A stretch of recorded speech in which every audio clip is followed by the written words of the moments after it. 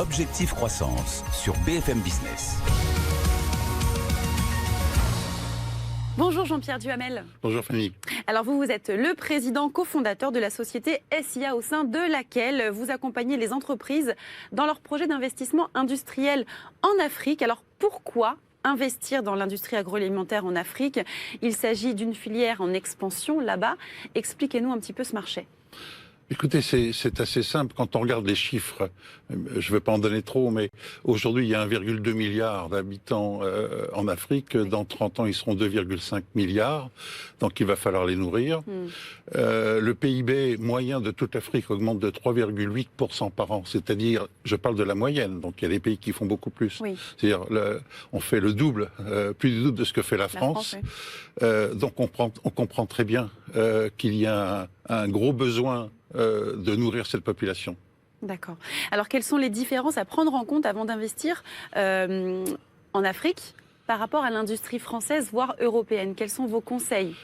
Alors, l'Afrique va demander des produits qui sont les produits, je dirais, de base.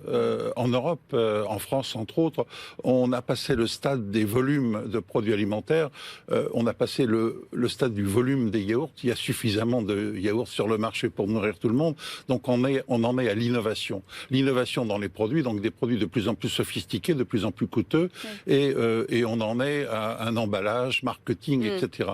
L'Afrique en est au volume. C'est-à-dire, il faut mettre sur le marché des volumes de lait, des volumes de yaourt, des volumes de margarine, des volumes de sans aucune sophistication. Ce que regardent les Africains, c'est le produit qu'il y a à l'intérieur et non pas l'emballage qu'il y a à l'extérieur. Les besoins sont vraiment dans des produits de base, en tout cas. Les besoins sont dans les produits que nous avions ici dans les années 70-80. C'est la même qualité des produits, sauf qu'ils sont plus simples. Alors, comment concrètement pouvez-vous garantir un retour sur investissement à vos clients? Comment vous les rassurez là-dessus?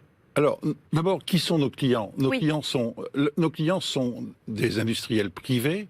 La plupart sont des importateurs. Jusqu'à un passé récent, l'Afrique était avant tout un pays de commerçants. On achetait des produits, on les revendait, quels qu'ils soient.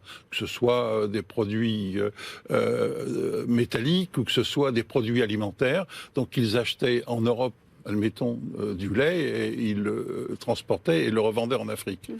De plus en plus, ces clients, quand ils arrivent à des dizaines ou plus de conteneurs par semaine, ils se disent, mais pourquoi pas fabriquer? En plus, il y a une génération qui a fait des études en Europe ou aux États-Unis et qui se dit qui a un côté industriel et qui se dit pourquoi ne pas fabriquer? Alors, quel type de produit? Ben, évidemment, la particularité, c'est que la chaîne de froid nécessaire pour tous les produits alimentaires n'existe pas encore très bien en Afrique. Ouais, c'est la problématique. C'est la problématique. Soit il n'y a pas d'électricité, soit quand il y en a, elle est coupée parce que ça coûte trop cher, soit il y a des coupures fréquentes, même dans les capitales, au point de vue électrique. Ce qui fait qu'il faut mettre en place plutôt des produits de longue conservation, plutôt que ce que l'on a dans nos chaînes de froid ici, nous, en Europe. Ça, c'est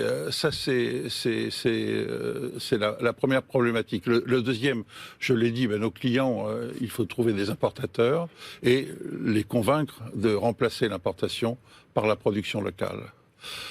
Ils n'y arriveront pas seuls par la production locale. Je veux dire par là que pour certains produits, la différence de coût par rapport aux produits européens sera trop importante.